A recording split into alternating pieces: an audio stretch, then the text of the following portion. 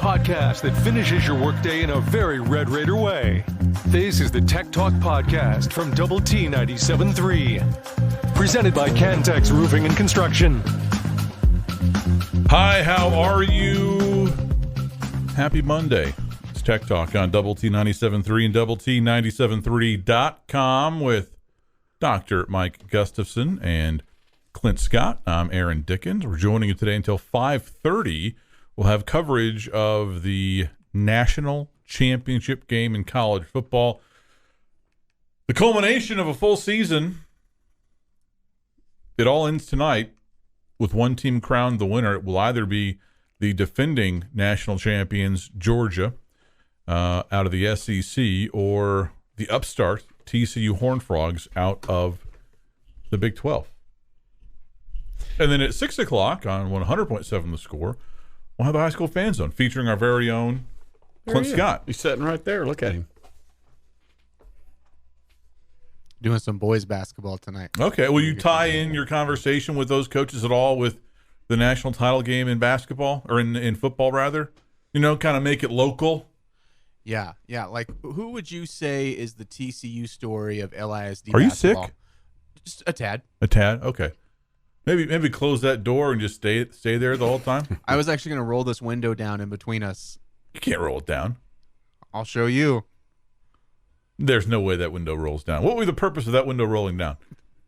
It doesn't. Why would it? Okay. Yeah, so there's, I mean, you know, hard to believe. I'm sure that a lot of folks around here, you know, are rooting for the Georgia Bulldogs. I, for one, will be eating my vegetables and reluctantly pulling for the Horned Frogs.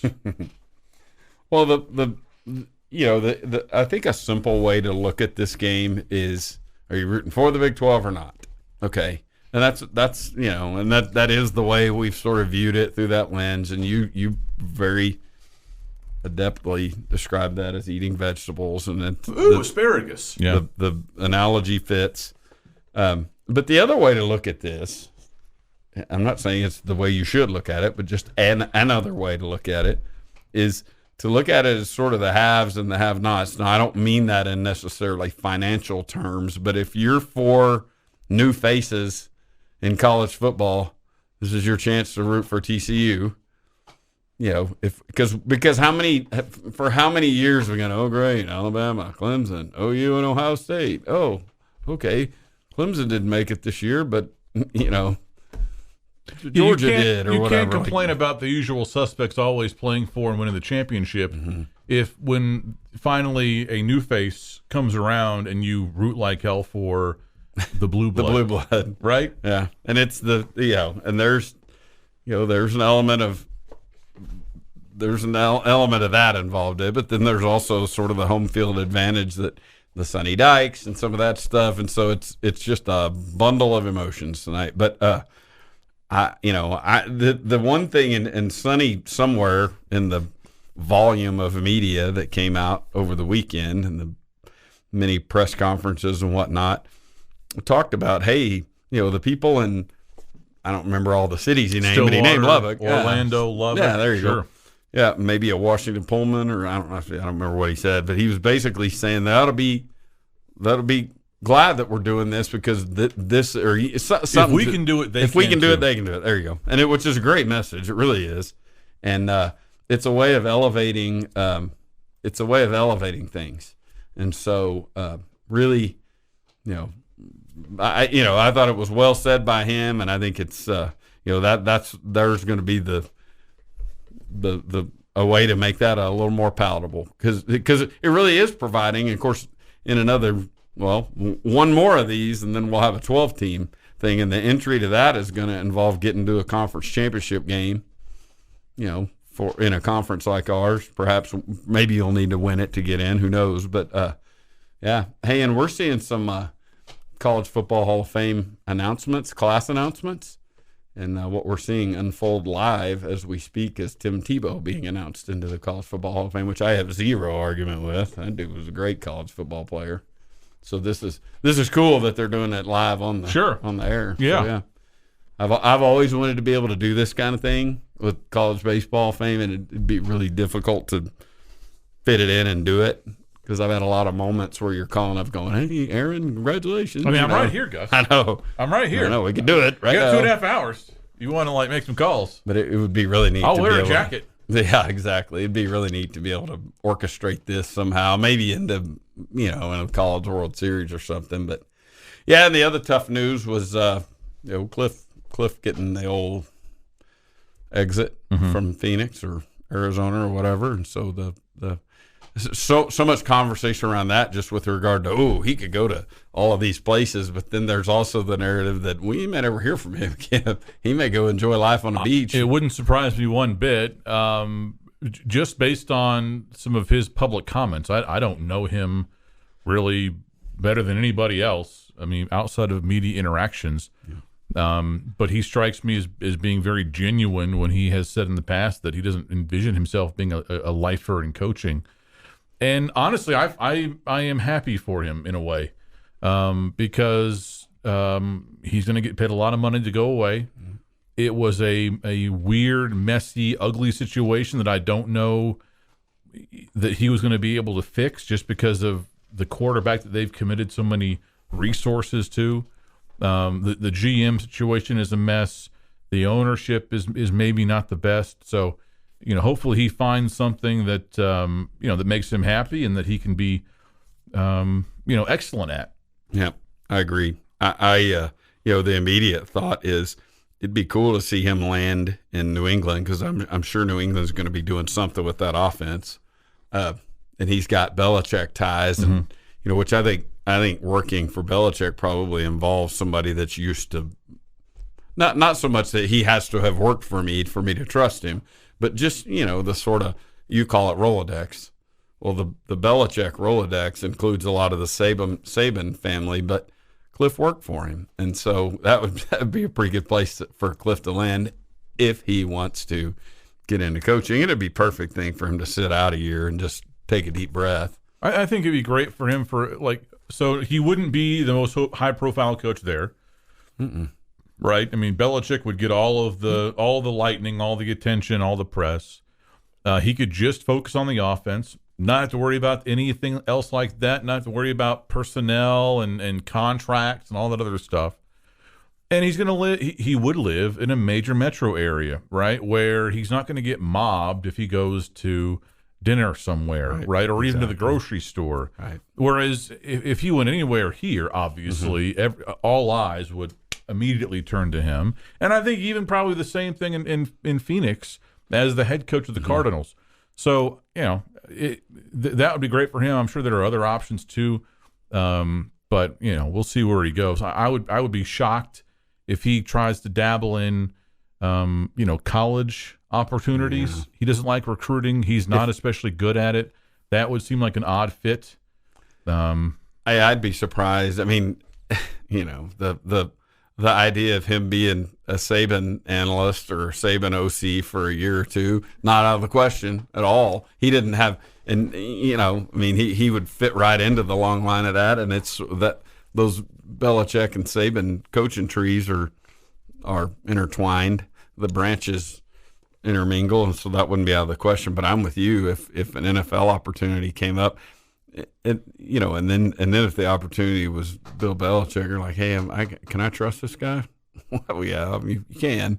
Not saying they're flying high right now, but what they need is somebody to put Mac Jones in a good situation. More Tech Talk next. It's every Red Raiders' favorite podcast. This is the Tech Talk Podcast from Double T 97.3, presented by Cantex Roofing and Construction. Hey, it's the Juice on Double T 97.3 and Double T 97.3.com with Gus and Clint. I'm Aaron. Time for some headlines. This time last week, Gus, Damar Hamlin was preparing for a Monday Night Football game where the Bills would take on the Bengals. Of course, he was severely injured in that game, went through cardiac arrest. His heart had to be restarted on the field, CPR, all kinds of things. Very, very scary. We all know the story by now, but how about this? He was released from the University of Cincinnati Medical Center today. So less than a week he was in the hospital. He has been transferred to the Buffalo General Medical Center, where he will continue to receive treatment as he recovers there. But just an incredible story there for Damar Hamlin. As Gus mentioned, the Arizona Cardinals have fired head coach Kliff Kingsbury 10 months after signing him to a contract extension through the 2027 season. Elsewhere around the NFL, the Houston Texans have fired Lovie Smith. That happened hours after their season-ending victory over the Colts, where they converted a 4th and 20. The only 4th and 20 converted in the NFL this season, by the way. Is that right? To score a touchdown that would have allowed them to tie the game. They went for 2. They won it 32-31, and as a result, will now pick second in the NFL draft. And the Texans dropped Smith just hours after that result. I'm sure they weren't very happy about the win. But, you know, that's what you get for being a trash franchise. We'll play for a national championship tonight, Georgia and TCU. Our coverage starts for you at 5:30 here on Double T 97.3. Kickoff from SoFi Stadium at 6:30 p.m. Central Time. The Bulldogs are 13.5-point favorites. And in the latest AP Top 25 men's college basketball poll, Houston is back at number 1. Kansas State has left from the unranked masses to number 11. How about that? Other Big 12 teams in the poll: Kansas at number 2, Texas at number 10, Iowa State number 14, TCU number 17. The Red Raiders nowhere to be found after they dropped a game to Oklahoma in overtime on Saturday, 68-63. They've now lost 2 consecutive games at home after winning 29 straight. They're 0-3 in the Big 12, and they will take on Iowa State in Ames tomorrow.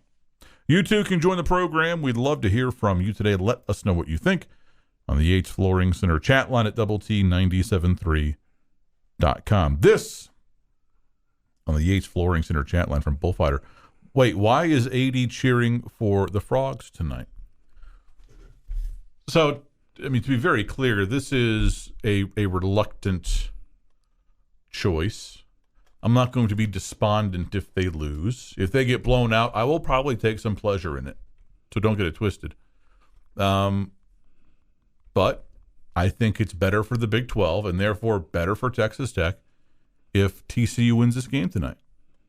Because for all of the concern about, oh, well, how will this affect Texas Tech? And, well, we recruit against them and all that scared talk. I think it's already I think that's already baked in once they went to the playoff and beat Michigan. That horse has left the barn. Right? I don't know that the benefit of winning tonight is going to be just substantially higher than what they've already kind of achieved and obtained. Gus, Clint, do you know when Texas and Oklahoma leave, whether it's that's the topic. Took a turn, for sure. Whether that's after this coming season or after the 2024 season, when Oklahoma and Texas leave, do you know the active Big 12 team with the most recent consensus national championship? So I'm not counting UCF. I'll be going with Brigham Young University. 1984. Yeah. And a lot of folks now just over time regard that and them as one of the weakest national champions ever. Probably fair. But at the same time, they received a consensus. Yeah. Oh, yeah. They ran the table. Robbie Bosco. AP, Football Writers Association of America, National Football Foundation, UPI, and USA Today. So Florida also got some votes.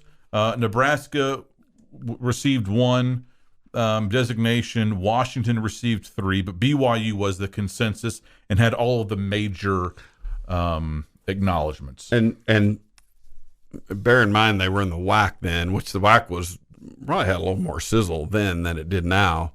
But it was sort of, I mean, in today's parlance, we would refer to that as sort of a group of 5 type conference. But it was a really good group of 5, and BYU was the loudest team in that group. But, this time 10 years ago, everybody was sitting around griping about the BCS. Like, this sucks. 1 versus 2, da-da-da. It's got to expand to 4. But in 1984, it took situations like this, 1984, to get us to an orchestration of 1 versus 2. Because for the longest time, and I can't do it off the top of my head, but I could list a couple. Most notably, per the topic, this BYU game, they didn't play the number 2 team. They played the number 8 Michigan, or whatever they were. You probably read about it. But Michigan had lost to Ohio State. Ohio State was going to the Rose Bowl, and so they were, number 7 in the country.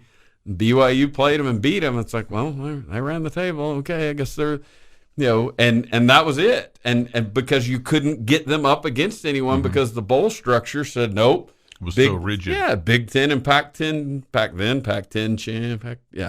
Pac-10 champs go Rose Bowl. Big 8 champ goes Orange Bowl. SWC champ goes Cotton Bowl. Right. Yeah, and so you had to, and it's where a lot of the independents had the flexibility. The Penn States then, Florida State, Notre Dame certainly they were the ones in Miami. They were the ones that were nimble enough to go, okay, we'll go here, we'll go there. And so you could orchestrate it if they were one of the other other 2. But they had to be one of the 2. Right. Yeah. And in this case, BYU was the one, and 12-1 Orange Miami or whoever it wasn't going to play in the Holiday Bowl, which was where the WAC champion went back then. And so BYU every year went to San Diego and played at the Chargers' old place, Jack Murphy, because they'd win that league. And they would get a decent team out there, and there were always fun bowl games to watch. But you never watched it go, ooh, national champ. But that year they ran the table, and it's like, I think I'm watching the national championship game on like December 24th. And that's that's how it happened. And so just history sort of looks at that and goes, 1984 BYU, weakest team ever. Do you know how far back you have to go to find another active Big 12 team, so not including Oklahoma and Texas when they depart, with a major national championship designation? It used to be Colorado in 1990. I'm doing this quickly in my head. I'm going to save you some You know what? here. It's TCU in 1938. You're right. Wow. Kudos to you. I was not sure that you were going to get that. But, yes, they had AP along with 3 other designations that I don't know the acronym for. I apologize. I know. They were 11-1. Now, they shared that with Notre Dame and mainly Tennessee. But that's it. Like, we're not the bench here is not very deep in terms of national championships. And if you want Texas Tech to be respected, right, if you want your 8-5 record to be celebrated as an accomplishment, which we all think that it is, then there needs to be some acknowledgement or some kind of understanding that, hey, you play in a tough league. And you're not going to 8-5, 9-4 your way into that kind of respect. You need to win games as a conference. You need to win big games as a conference. And Tech did its part, right? It mollywopped Ole Miss. and TCU has done that to some degree with its win over Michigan, and they could help that a lot more tonight with the win over Georgia. Now, would I much rather Iowa State or Kansas State win this game and be in the game? Absolutely. Sure. 100%. But you know what? If we could pick those teams, it would be Tech. Yeah. Right?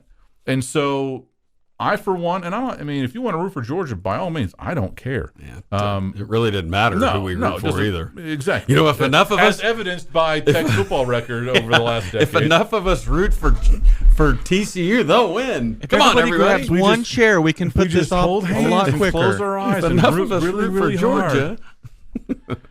More Tech Talk next.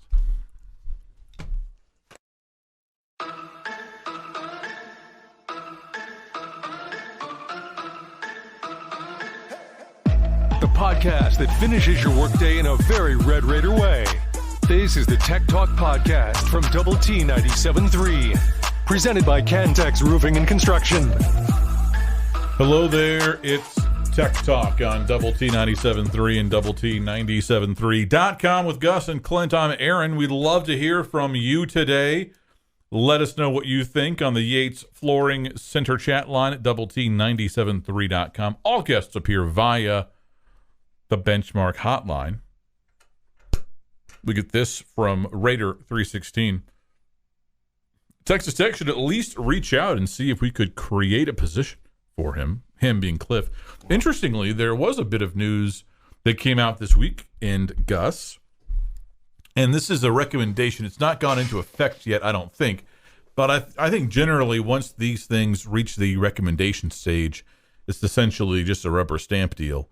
But now in college football, if this is adopted, any institutional staff member, and I might be biffing that kind of description up a little bit, but any institutional staff member can coach in practice during game weeks. So the army of analysts that these programs have begun to employ up until now are not allowed to actually be on the field coaching. They are restricted to, hey, film breakdowns, meetings, things like that. But once, you actually start official practices, they can't be on the field. In fact, it's a violation for which several programs have been popped. Not like end of the world, but it's a no-no. Well, and that's what it's what Michigan's being investigated for right now. Yeah, one of them. Yeah, sure. That's one aspect of it, yeah. And if this is adopted, then you're essentially going to have programs that have 20 coaches if they want to. And so in that regard, yeah, like Kliff would be perfect for that because he doesn't want to recruit, right? He just wants to break down film and coach up quarterbacks and draw on the whiteboard. You could pay him a hefty sum for him just to coach. Just to coach. This in the chat line, Saban at Alabama should hire Kingsbury for offensive coordinator. Saban would win a national championship with Kliff Kingsbury. I mean, he's won a few without him. So I think he's maybe okay. Yeah, true.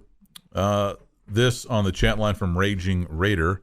TCU must pay, all caps, for bad-mouthing Texas Tech this season. Go Georgia. This in the chat line. You're right, AD. Long run is once Texas and Oklahoma leave, this will give massive credit to the Big 12. Yeah, and again, it's like eating your vegetables, right? We all know that you're supposed to eat your vegetables. It does. Yeah, it does help shake asparagus. It does help shake the whole narrative around Texas and OU. It punches it right in its face. Sure it does. Because what has happened in the Big 12 since those two programs announced their departure? Baylor won the Big 12, K-State won the Big 12, and TCU has become the first conference team to win a playoff game. And is playing for a national championship. While Oklahoma has gone 6-7, and Texas went 5-7 last year. This in the chat line from Team Money 806. As long as TCU keeps putting out videos like they did this summer with lawnmowers being pushed around, I think Tech will be just fine. Yeah, I guess I'm not scared. Like from a Tech perspective, I don't know that you have anything to be scared of. If everything that we believe is true about the kind of the momentum of the program, about the investment into the program, about the trajectory of the program, then this shouldn't be threatening to you, right? They are not having to rebound from near as big of a hole as Tech has.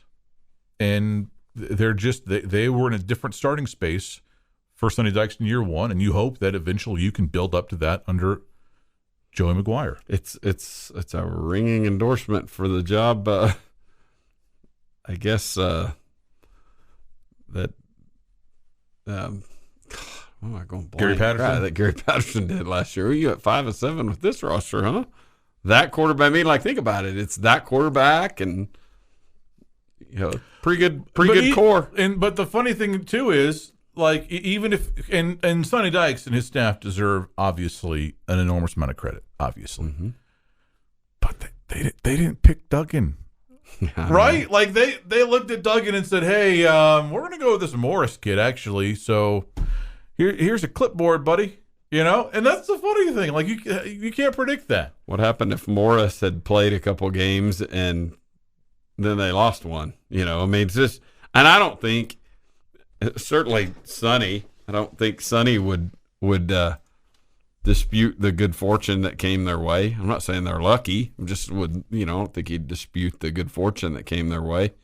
That made this work. But luck, people view luck, I think, with this kind of negative connotation in sports, as if, like, if you say that luck was any part of it, then no, I deserve hard work. Exactly. Yeah. But along those same lines of Duggan not being the day one starter and yet leading them to a national championship game, think about Wes Welker, right? Texas Tech. Yeah.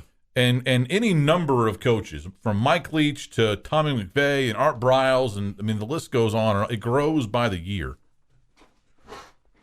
Gets an enormous amount of credit for identifying, evaluating, offering Wes Welker, who developed into what is probably a fringe NFL Hall of Fame player. Mm-hmm. He got their last scholarship. And the only reason he got it was because some JUCO defensive back went to, I think, Pitt or something. Is that right? Yeah. And so they had one left over, and they gave it to Wes Welker. So it's not like they saw him and believed in him from day one. And, no, he was a complete afterthought. And then he developed into what he developed into. Isn't that amazing? And that's why we love sports so much. It's just unpredictability. Good fortune, man. Nothing wrong with that. I'll take it. This in the Yates Flooring Center chat line.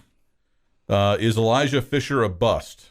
Somebody else responds. Fisher is 15 or 16 years old, JK, but seriously, he should be in high school right now. So it's way too early to be labeling the kid a bust. Well, he's certainly not helping you right now. No. And those guys had a chance the other night, like all of that group, the Marion Williams, of those guys that have been struggling to get on the court. Like, okay, there's 3 dudes injured that played against Kansas and played prominently against Kansas. I'm not even talking about Fardos. So here's your time, and some embraced it and did well with it, and some didn't.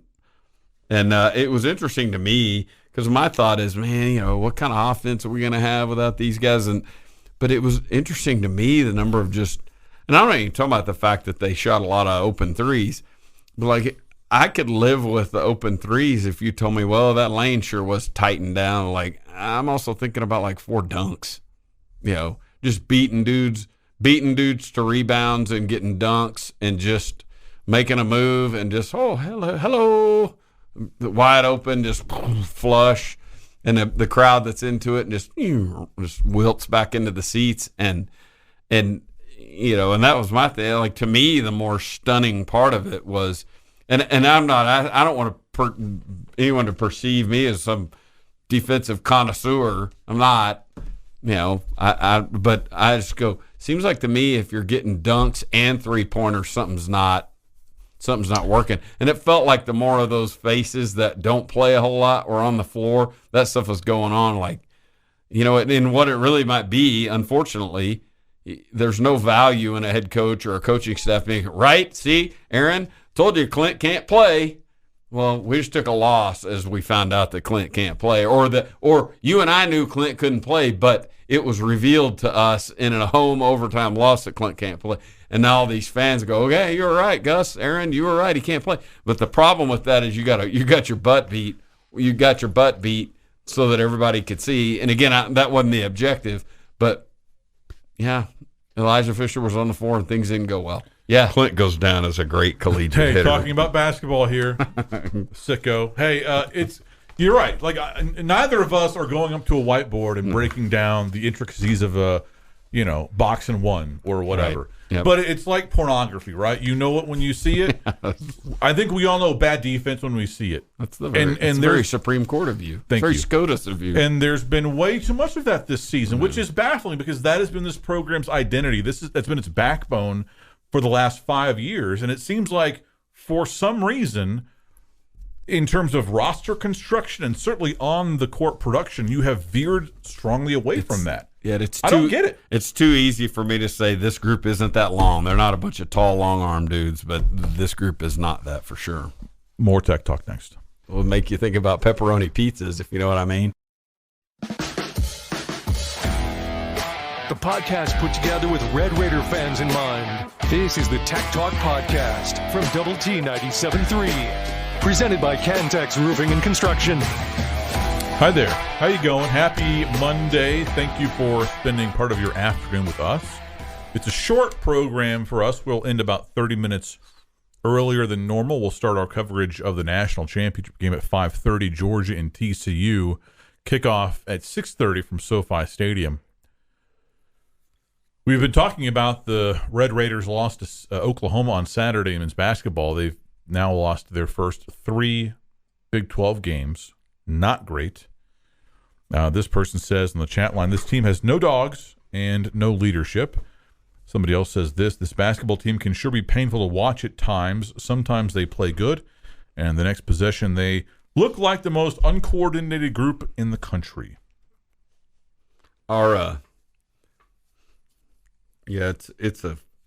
It's a hard thing to base a whole lot on this past Saturday. Now, the reality is it was the game in front of you. But if you just, I mean, if we go back to a week from now, we're what? About to play Kansas, right? Oh, again? Awesome. No, I'm saying a week ago tonight, we're about to play Kansas, right? Or a week ago tomorrow. Sure. At that point, would we say who are the 2 players you would least want to lose? I don't know. O'Banner might be one of those 2, but it's probably Bacho and somebody. And after the Kansas game, it might be Bacho and Pop, because Pop Isaacs is starting to flash and, okay, so those are the 2 guys that we didn't have on Saturday. For, what you and I talked about on Friday at least, was one of the more winnable games, or it wasn't as much a must win as it is really can't lose to Oklahoma at home, because Oklahoma's down there at the bottom of the conference and you're playing them at home. It would have been better to just go ahead and play them on the roof. If you're going to lose a game to them this year, right. Needs to be enormous. You've got to protect your home court. Yeah, and they're a very beatable team.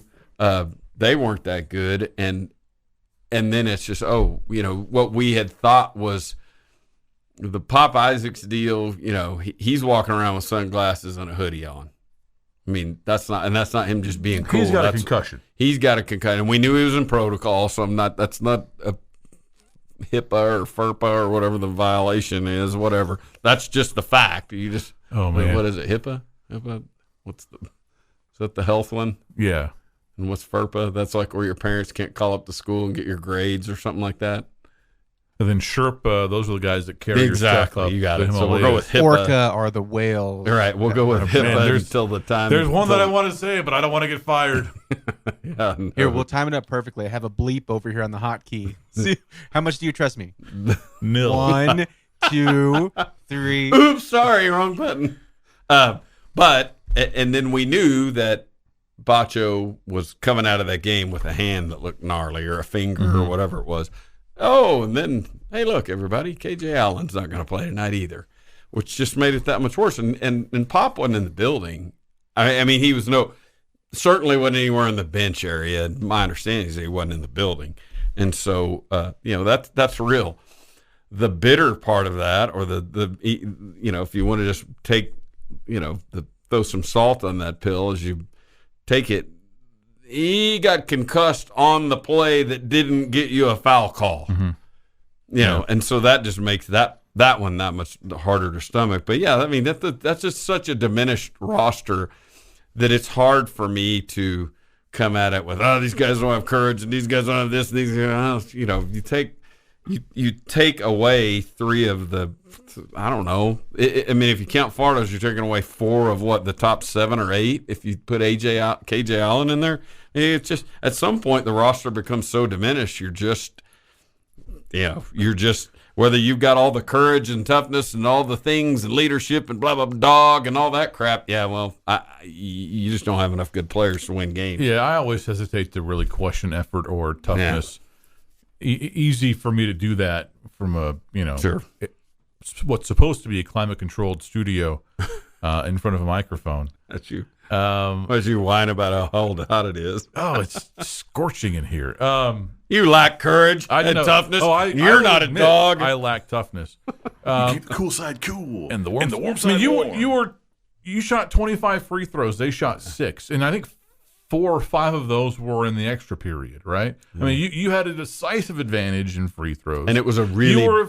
You were 2 of 18 from 3. Like this team was supposed to be able to shoot. And that's what I was going to say. It was a really bad night to not shoot well. If you aren't building your team around defense and you're not continuing the identity, the brand, to use a McGuireism, that you've enjoyed to some renown over the last 5 years, if you're going to abandon that to build your team around offense and shooters, and if they can't shoot, what's the damn point? Right? I'm sure they're tough. And they have guts, and they gave it their all. I don't doubt that for a second. My issue is that you should have been able to beat this team even without your 2 best players, right? We've seen that happen before with this program over the last 5 years. As you said, the Sooners are an eminently beatable squad, especially in Lubbock. You had a great crowd that helped kind of keep you in that game and helps you claw back from a deficit. What was that final play? On the final position of regulation, like just hurry up and hit a Jalen Tyson 3. I don't understand that at all.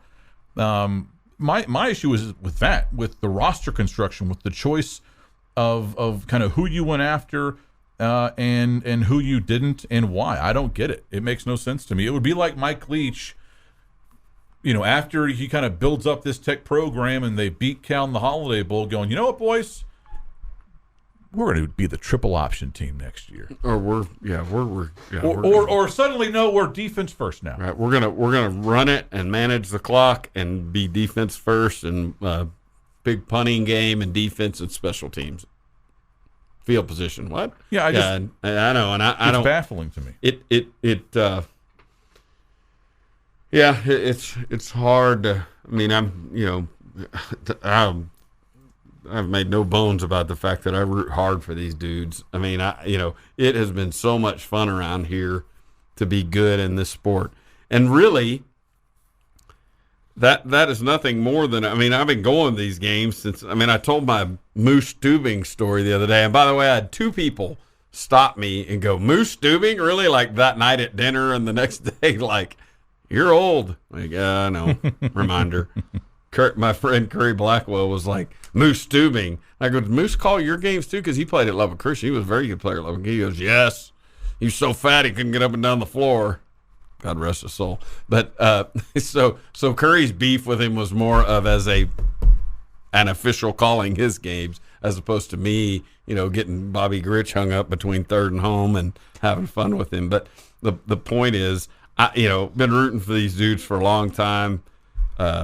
Had so much fun at these games recently over the last 5 years. We all have. That's why the barn's full, season tickets and all that kind of stuff. And so, that was a stunned, at best stunned, if not angry crowd leaving. I don't want to be, people weren't ripping chairs up and throwing them off the upper deck or anything. I don't mean it that way, but just, how's this? Is a grouchy crowd leaving the other night. Because I think the other part of it is, there's a bitter pill to swallow because you go, yeah, I'm about to go play in Ames, about to go play in Austin, come home for Baylor. Just all of the realities of the Big 12. You start looking at this thing and go, we might be, if these injuries certainly are prolonged, we might be the worst team in the Big 12.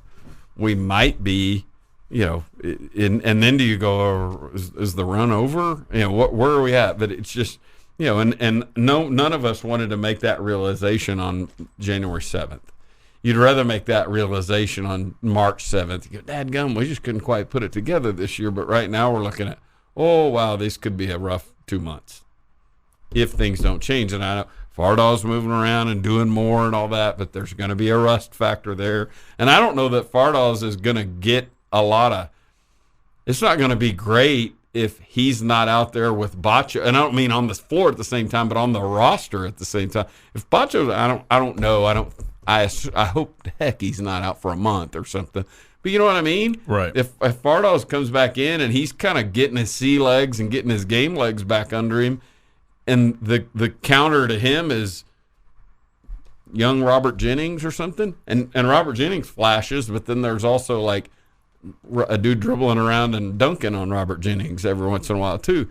They're just so young and like, well, you know, this is the roster we've got. This in the challenge, yes, FERPA is school. So there you go. Yeah, FERPA's the one that you can't just call. I want to know what Aaron made in his English class. Sorry, man, can't give you that information. That's FERPA. And HIPAA's the one that generally got A's and B's in English, more B's and C's in math. Was very, very good in social sciences. HIPAA's the one that we can't go, hey. HIPAA's the one that everyone misunderstands. More Tech Talk next.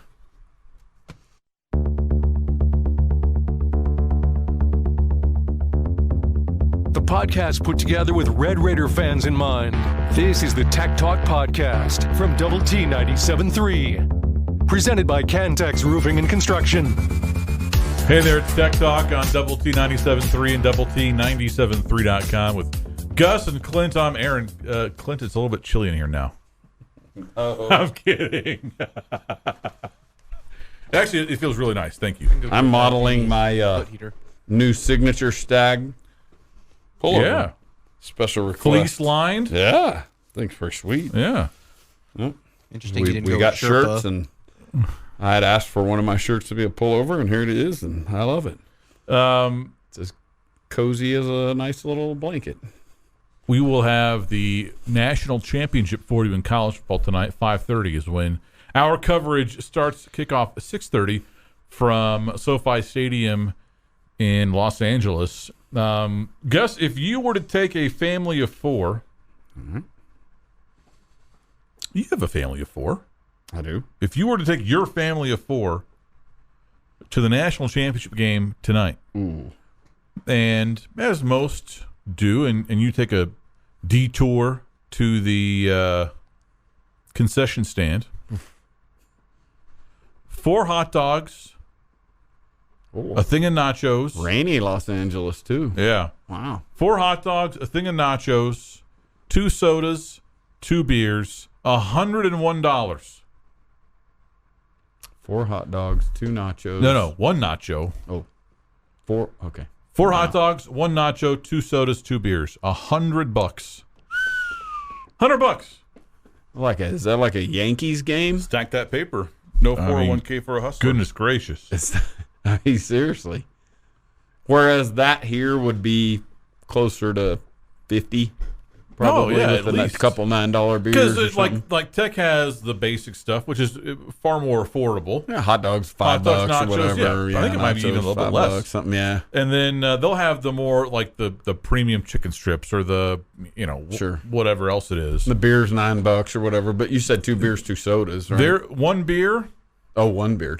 No. 1 beer is $17. You know what those are? Those are also Dallas Cowboys prices. Sure. I'm sure it's not a whole lot different at But AT&T. still. No, I know. Yeah, it's rain. Like they just showed an outside, of course, all the end zone shots and studio things, sort of game day-ish. I'm air quoting that. Shot from the end zone, high end zone or whatever. That's, looks lovely in there, but you were reminded that place is, is that open air? Do you know enough about that place? No, I think is it enclosed entirely? Yeah, I figured. Oh, for $6 billion, it better I would be. hope so, sure. But it's a rainy day out there, Which outside, is very rare. Yeah, and then of course the state of California has been getting abused with the rain and snow. Well, the snow up in the mountains is really good, but like they're getting hammered with rain, and it's getting down into Southern California, and probably kind of a dreary day outside. But maybe that's why they said no tailgaters, because they knew the weather report. yeah. Boy, the thing it really does, though, is it points to that not being a great college environment when you go, because I don't know if Tech was there and I was going out there to that game, paying $101 for hot dogs and sodas and stuff. I don't know how orchestrated my tailgate would be, especially knowing that you only, it's 18 hours out there, but I didn't find out about us playing in this game until 8 days ago, right? Right. And so I don't know how orchestrated my tailgate would be. Now, does that mean I wouldn't have a cooler in the trunk?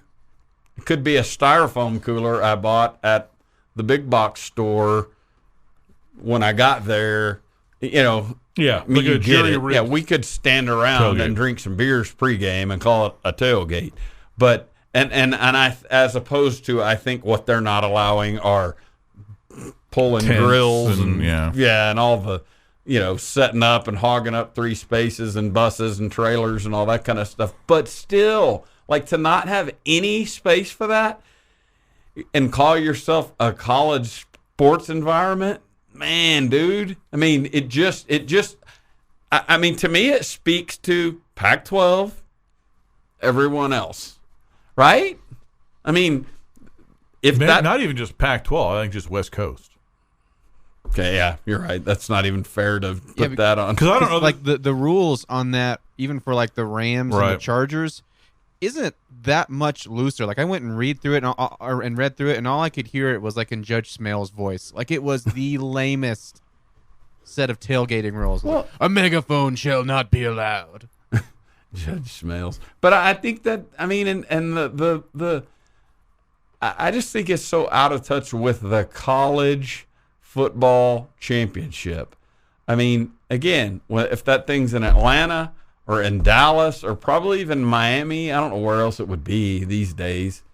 They had it in Indianapolis a few years ago because Bama and Georgia played each other in Indianapolis.